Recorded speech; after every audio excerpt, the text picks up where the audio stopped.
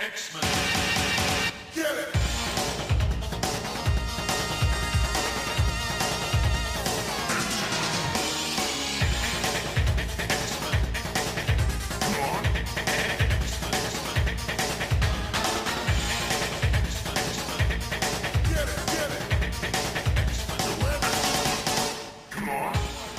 Welcome to Battle of the Atom. This is your weekly destination for X-Men content, where I and my co-host Adam Reck go through 3 different X-Men stories, and we put them on our list from best to worst X-Men stories of all time ever. Adam, how are you doing today? I'm feeling extra spooky today, Zach. Ooh. This is a spooky episode. As we get closer and closer to that day known as Halloween, we wanted to get into some spooky and scary stories. Yeah. And what did we decide on?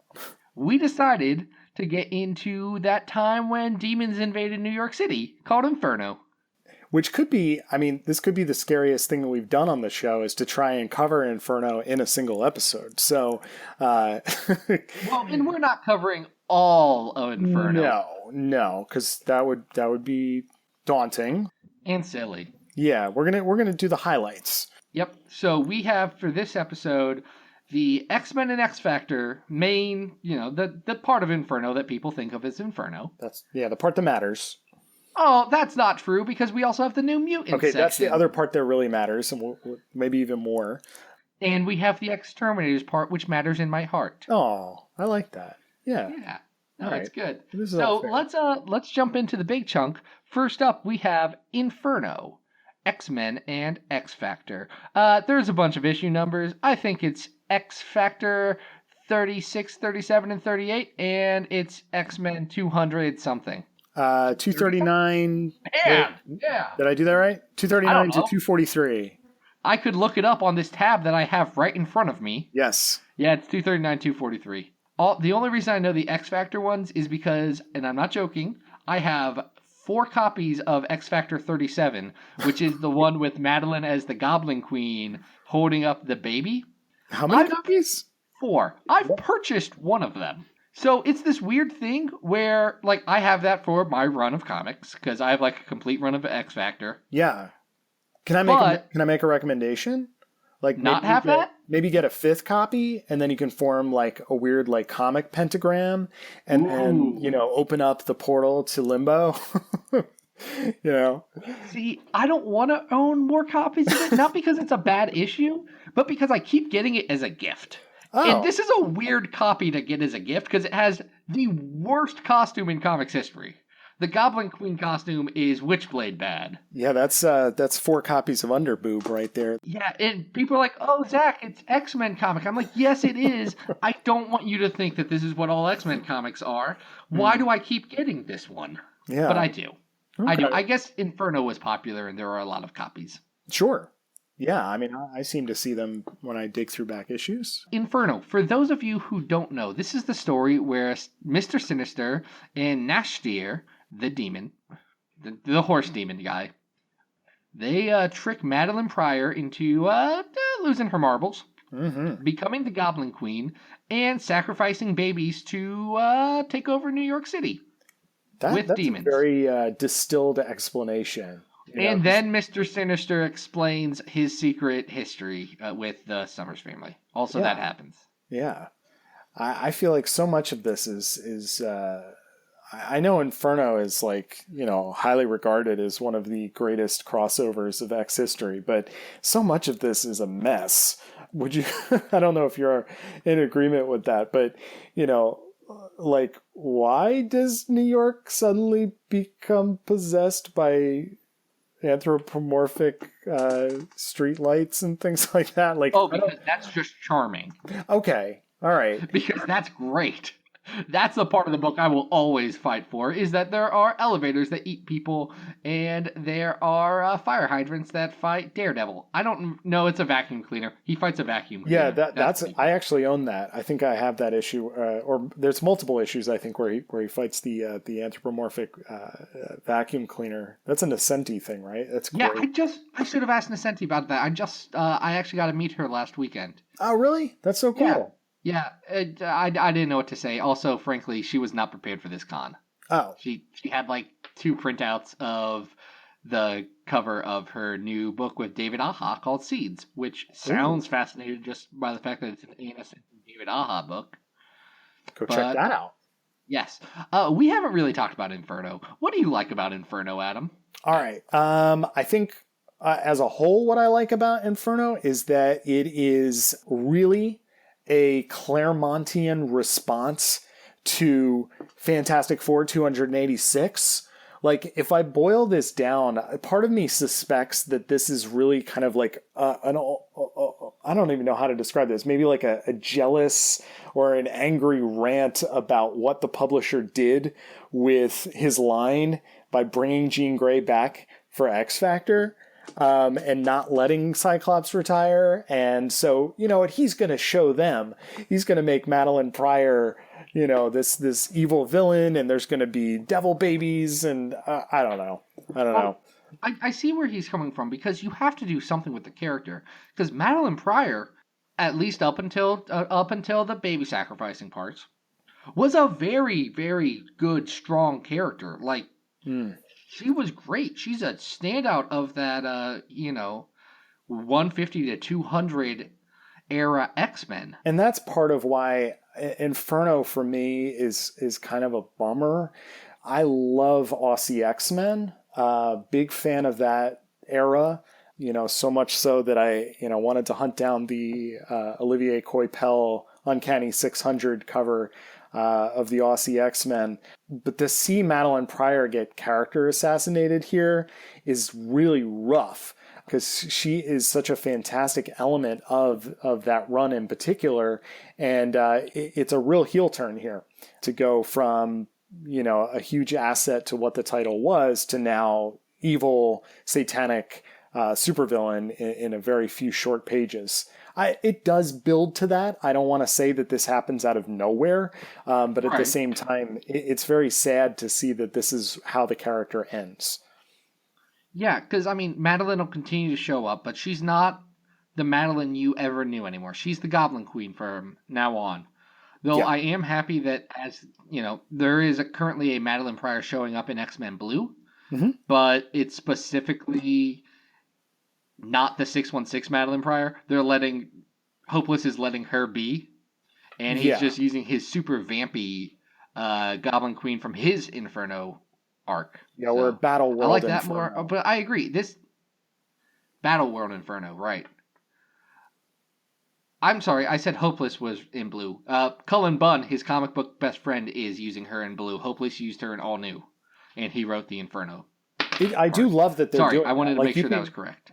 yeah, I like that they're, and I think they actually tweeted about this over the weekend about collaborating on something. But I do like that Bunn is picking up elements of Hopeless stuff and bringing it into Blue and making it core and essential, because Bunn is great about doing that. But back to Inferno, I do think that, all right, so the other thing that really kind of rubs me the wrong way about Inferno in general is that it also seems to be, and maybe this is just my perception, I don't know if anybody else reads it this way, but it seems like a whole, you know, like maybe Claremont went to see Ghostbusters and was like super excited about it.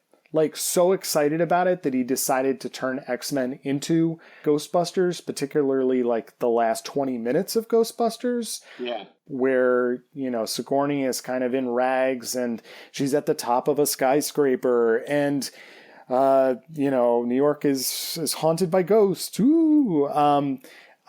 I don't know. There's something that is so essential about this storyline, but is also so weird within the context of what we've come to expect X-Men to be. Yeah, I mean, I think that's fair because the New York stuff, it's fun. Silvestri in particular draws this Very well. And we should mention the teams on this. This was Silvestri and Claremont on Uncanny, and then the Simonsons on X Factor. Yeah. And they're great. Great. Both are great. This is a stacked deck. This is a very strong comics team. But the parts that really stick out to me, like when I think of Inferno, what I think of the best parts, there's actually the very end chapter when they're at the mansion and Sinister is revealing his grand plot. And then there has to be the whole psychic fights and all that stuff with Jean and Madeline, and I like that a lot more.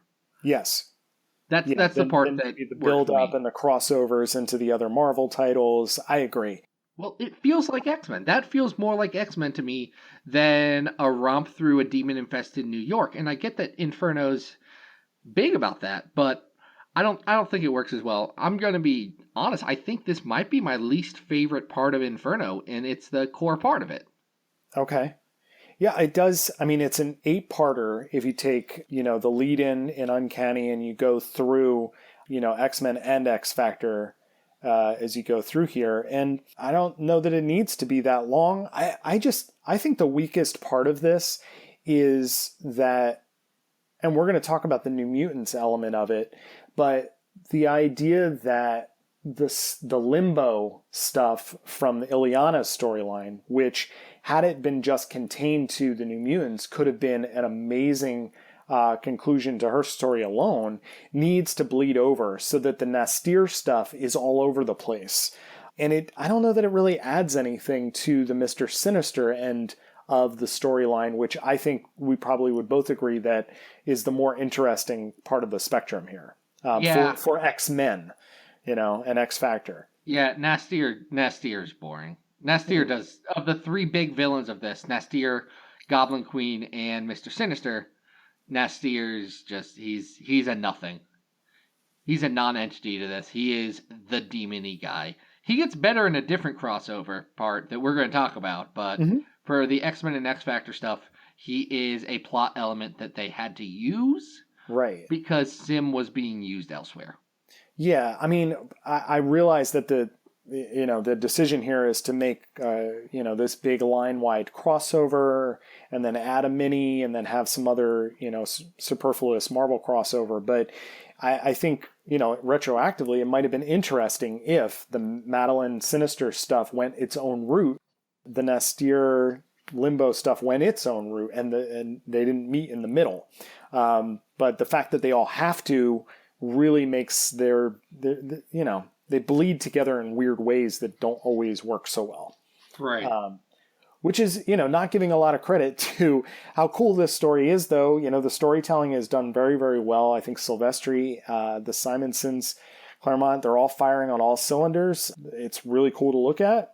And it's obviously a classic in the canon, but I don't revisit this a lot.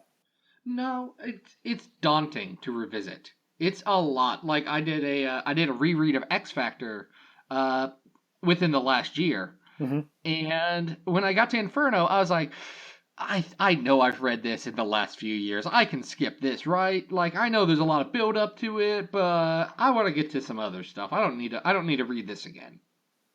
And I'll go back. Like I'm flipping through it right now. Art's really, really good. The art's super good in this. There's a lot of fun story beats, but I don't know. Something about it doesn't scream X-Men to me, and I think that's the biggest issue. Yeah, it's kind of hard to argue with anything that you're saying there. I'm sure there are people out there that absolutely love this and that this is like very central to them and their enjoyment of these series, but it seems like something that had to happen in a certain way to wrap up these storylines in event fashion when I, suspected maybe there were some other avenues to go about it. There are a lot of excellent explosions in this. I will say that. And there's lots of great, reveals and results to this, aside from Maddie, sort of getting wiped out. But it does set new status quos for where they go from there. But, it's kind of the end of an era that I really liked, and I didn't necessarily want it to end there and in the way that it does. Yeah, I agree. So, Are we ranking these as a clump, or do you want to go through each one individually and rank them? What do you think is a better tactic here? I have different feelings for all three of these, so I think Okay. we treat these like we treat everything else on this list. We, battle it out. So, where are you thinking? Where are you thinking? Okay. I do think that, I don't know, I'm sort of looking in the middle of, a little bit lower than the middle of the list. Yeah. Our middle point right now is Messiah War Right. at number 15. At the very bottom, we have X-Men Phoenix Legacy of Fire, which is a story inspired by all the worst parts of Inferno. I think this is better than that. Oh, absolutely. I know on our last episode I talked about, how much I love Executioner's Song and how much fun it is. I think for the canon of X-Men, you absolutely need to read Inferno. It's sort of essential reading. I don't know that I enjoy it as much as Executioner's Song. I also don't know if it's as strong as some of the character introductions in Giant Size X-Men 1. Oh, no, I'm looking lower than that. Okay, how low are you going? So I think it's better than Battle of the Atom. Mm-hmm. I think that Ultimate X-Men Volume 1's better than that, but I could be talked down for that. I don't think it's better than Mojo Mayhem. No, I don't either. And I think, when we covered Ultimate X-Men, we did talk about what a good cohesive restart that is. And, maybe this is just because I don't look back fondly on Inferno, but I think Ultimate X-Men Volume 1 is better. Fantastic. Fantastic. So why don't we go there? Number 18, Inferno, X-Men, and X-Factor. The next Inferno story we want to talk about on the All Inferno Power Hour this is only a half hour-ish. Whatever we record. Power half hour. We don't like labels. It's gonna go for 3 things. But we're already way longer than we should be on this episode. Which makes sense. It's Inferno. Inferno it demands lasts attention. forever. Yeah. Let's see. New Mutants. That's what we already said we were talking about, and it's on our list. This is New Mutants 71, 72, and 73. It is written by Louise Simonson with pencils by Brett Blevins. This is the end of Ileana Rasputin's story. She is Ileana. She is magic. She is the Dark Child all in one in this story. Mm-hmm. She is trying to stop Sim and the demons of Inferno from invading New York. But she is just this.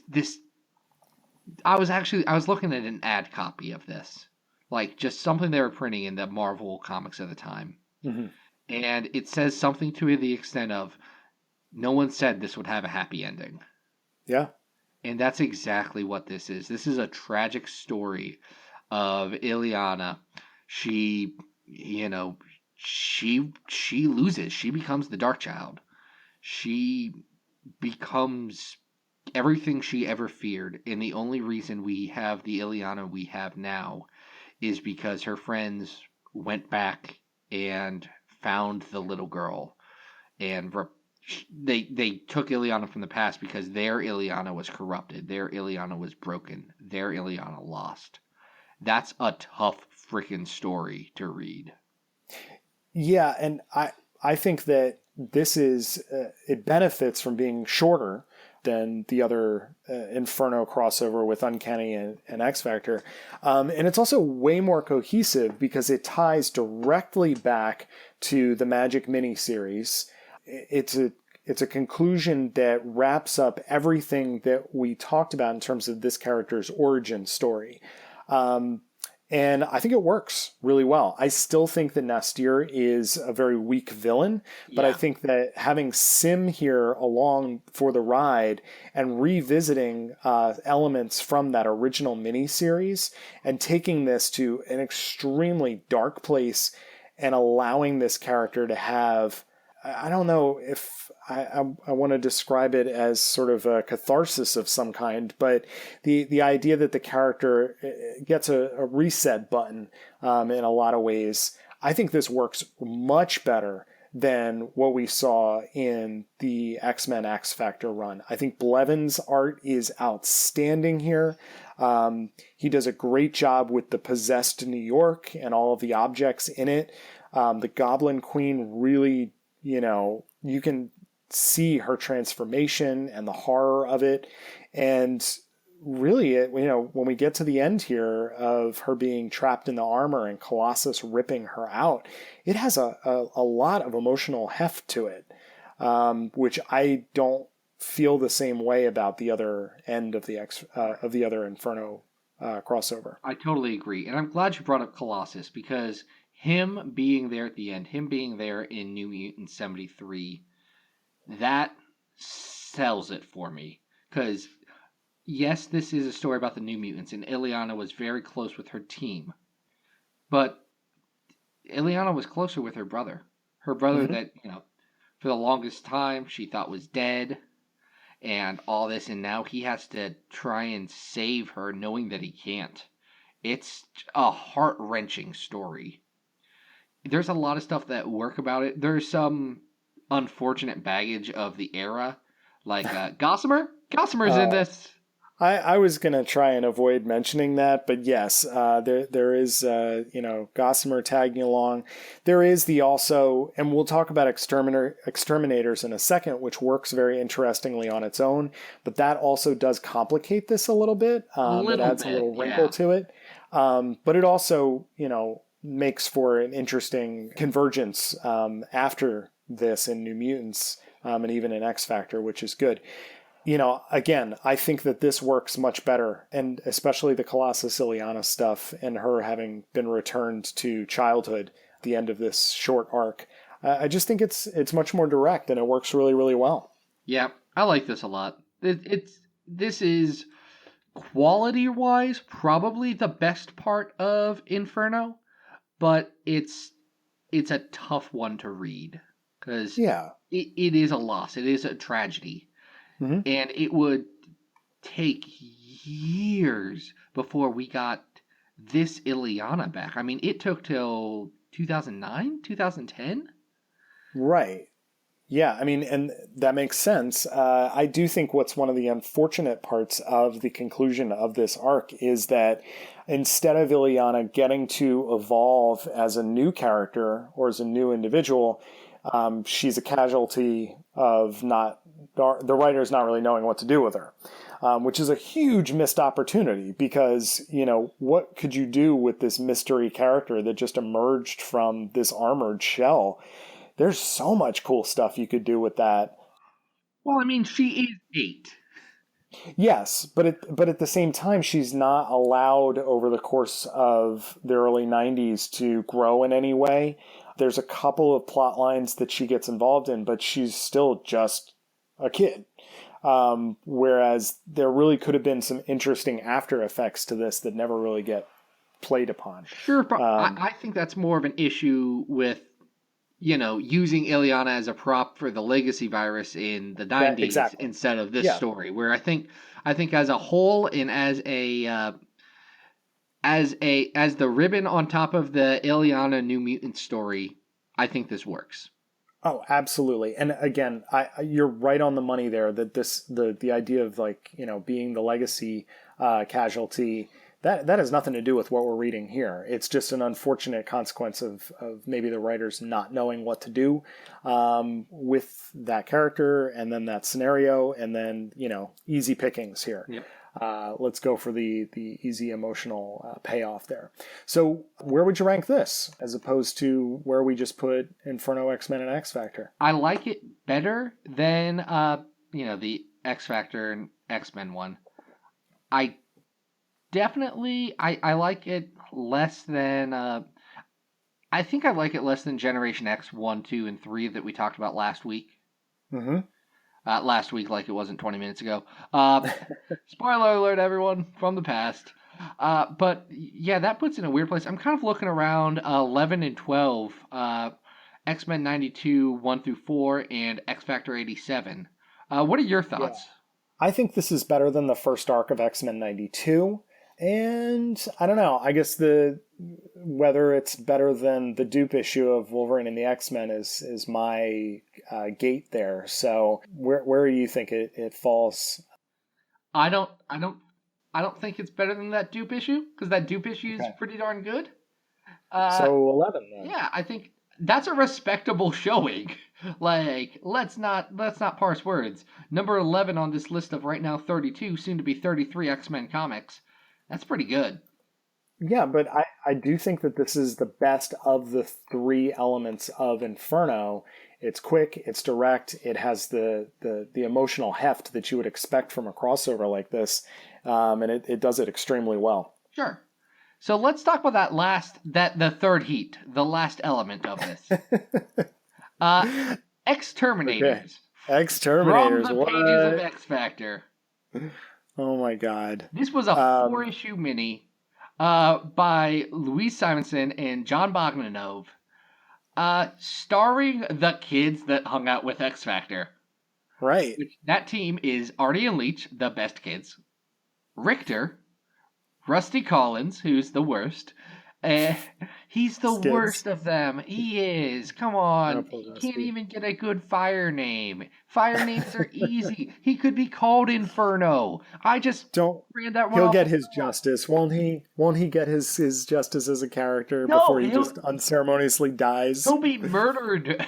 He'll be murdered for no reason after being brainwashed. Yeah. It'll be great. Oh, so it's him, it's Skids, it's Boom Boom, and then it's a new kid named Taki. Taki, all right. I like Taki. Taki's cool. Taki's awesome. Can we just take a moment to say, and maybe I'm just, ignorant of this, but like I am baffled that Taki is not a continuing character in Marvel continuity. It's weird. Why is that? Because Taki is so cool. Like, what a great idea for a character.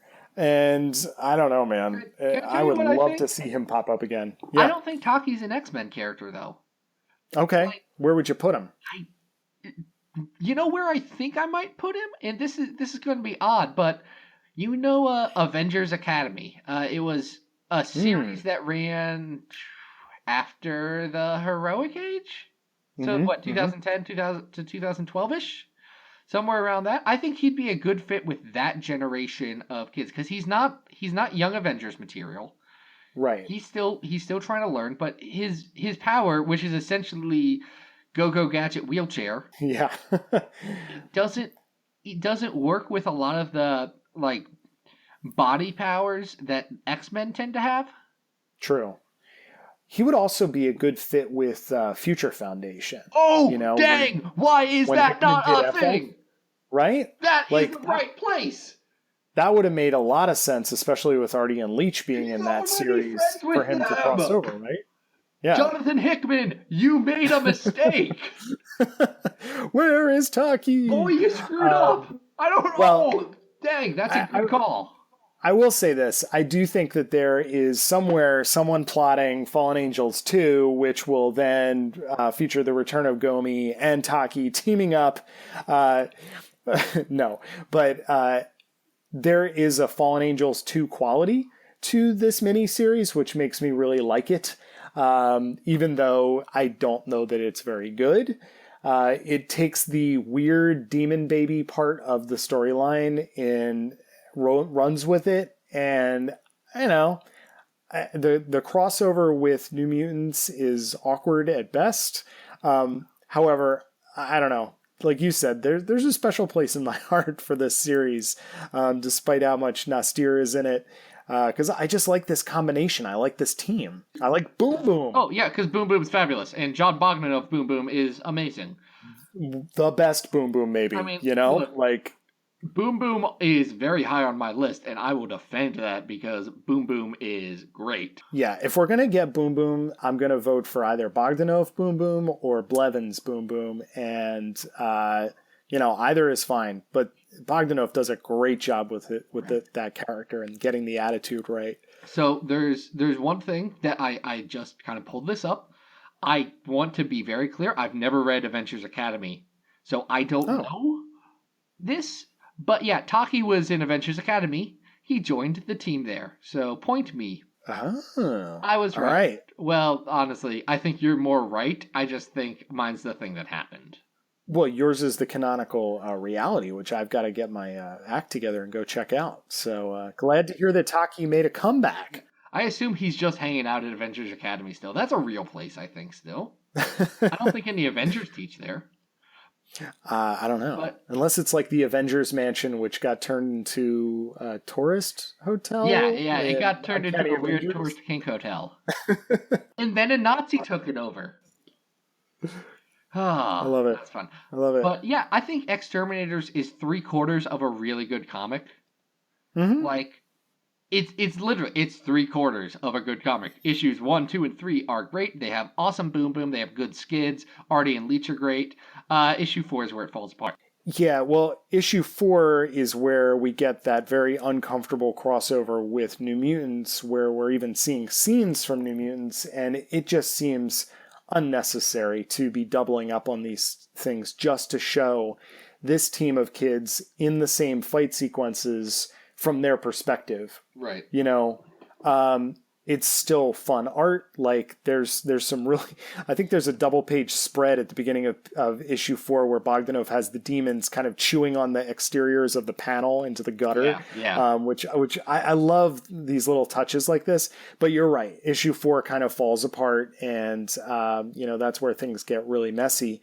I'm appreciative that this exists so that these characters could have a natural transition into the New Mutants, which then, flows into X-Force to a certain extent. But yeah, it's a weird one. And it's very difficult to rank and to think about even as a cohesive whole. Well, it's weird because what always sticks out to me is the Artie Leech and Taki dynamic. Like, that's the best part of this. But this isn't the best Artie Leech and Taki story, even. It's the Kings of Pain backup where they meet a grandma. Yeah. But you want more of that. I do. I would much rather this cast not have to be involved in Inferno and be involved with Demon Babies and Austere and really get a chance to go on a Fallen Angels type adventure that's just weird and doesn't have to fit into the rest of this crossover event. Yeah. So I think where my heart is with this is I like the team and I like the artwork and I like the sensibility of their interactions and the way the characters are written. I just wish they weren't part of Inferno. Yeah, I think that's right. I think that's real right. I think we should rank it. It makes ranking it a little bit difficult. Well, it's split in the uprights. It's going between New Mutants and the X-Men X-Factor parts of Inferno. I think that's fair to say. I don't know. I mean, I would put it lower. I'm looking more towards maybe Wolverine, Snicked, and Exiles. Ooh, are you? I think it's better than it's definitely better than Exiles.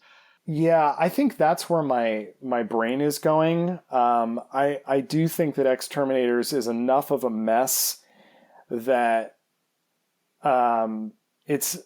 I don't know. If I'm going to go back and look at this, I'm really just going back and saying, okay, where are the really great boom boom scenes in here? And let me just take a look at those. There's a lot of really great boom boom scenes. And there's a lot of really great Artie and Leash taking care of babies. But I think there is something to be said for the fact that this is so superfluous. You absolutely do not need to read this whatsoever. Other than to say, okay, this is how some of the characters in the background of X-Factor got onto New Mutants, right? This is not the book I thought you and me would be disagreeing with. We've done 30 I don't know. things. This is not the one that I thought we'd have the biggest gulf. Wow. Because I was looking below Messiah War, above Mojo Mayhem. So we've got. Oh no! Yeah, no! That's. This is not better than Mojo Mayhem. Well, okay, it's certainly not better than Ultimate X-Men Volume 1. I don't. Okay, here's what I think, though. I do think it's. Here, sell this to me. I do think it's better than Battle of the Atom because Battle of the Atom has a similar problem where it falls apart at the end, but it falls Yeah. apart for like 3.5 issues, where this falls apart for like one. And the Right. parts that are charming in X-Terminators are way more charming than Battle of the Atom, even though Battle of the Atom does have an ice wizard. Okay. I will buy that. I would still, though, just for the sheer fact that it is the culmination of years worth of continuity, I still think that the X-Men X Factor is better than this. I don't want to short shrift the fact that Silvestri and Simonson's are absolutely killing it on X-Men and X Factor as they go through. And it's not that Bogdanov is not. He's doing a great job. I think that has more weight and more importance to X continuity. But I would be comfortable putting it ahead of Battle of the Atom. I mean, I'm just going to say one last thing, and then Go ahead. We'll probably leave it where it is. But I just want to say one last right. thing. This entire story happens because some demons don't know what babies look like, and they capture Artie and Leech because they're small, lumpy guys. And that is very true. That is eternally enjoyable to me. Like, you want to find the exact X-Men stuff that I like? It's right there. It's that tiny sliver. Yes. That will always be. And I am really glad that stuff like this exists. I want more of stuff like this. I want more stuff like Fallen Angels, where we get to explore weird combinations of weird side characters, like an X Club or something like that. Is it weird that Artie and Leech are traveling the multiverse being best friends to God right now? Not at all. Like, that's the one thing that always, I have to come back to it, that's what their deal is right now. Yeah, they're explorers of the new Marvel Universe. Yeah, they're just hanging out. And it's not because they're just, they should be with the Future Foundation, because Artie and Leech are great, but they're not the brightest. They just aren't. They're nice. They're hanging out. Because they're so nice, they get to explore the creation of the universe. Yeah. That's beautiful. But fine, we'll make this the new number 20 under Inferno, X-Men, and X Factor, and above Battle of the Atom. X-Terminators. X-Terminators. And which, for the record, I think we do both love. I'm just, trying to put it into some context on the list. Fine, whatever. This stupid objective. I love it. I love that this is what we finally came to blows over as X-Terminators. I am shocked that it's this one. Oh, that's good. That's great. So that does it for this week's Battle of the Atom. If you enjoyed this stuff, maybe mosey on over to patreon.com/XavierFiles. You can get a story that you like, a story that you hate, a story that you're just curious about. Force me and Adam to read it, and for $2, we'll put it on the list. We'll put it wherever. We'll put it where it deserves. Unless it involves Artie and Leech, in which case I'll probably put it better than it or worse than it deserves. But that's fine. I'm not bitter. So we'll do that. If you can't support it, I know I can't support everything that I enjoy on the internet. Just leave us a rating or review or retweet the show. Do any of that stuff. It really helps out. Really gives us those warm fuzzies, those good Inferno fires inside of our souls. Inside our demon baby souls. Baby souls. And then with that $2, I can afford more copies of X Factor 37 because I don't have enough of those. You gotta finish that pentagram. But, outside of all that, everything Battle of the Atom can be found at XavierFiles.com, where you can also find my weekly X-Men write-ups, where I just talk about different characters like Artie and Leech, or Boom Boom, or whoever. I think last week, as you listen to this, I have just done Senator Kelly. Yeah, that was an interesting one. Yeah. I say it like I have written it right now. I haven't even wrote a word of it, but I assume it's going to be awesome. I assume it's going to be very, very good. I haven't actually done any flat scan people. Flat scan makes me seem racist against my own kind.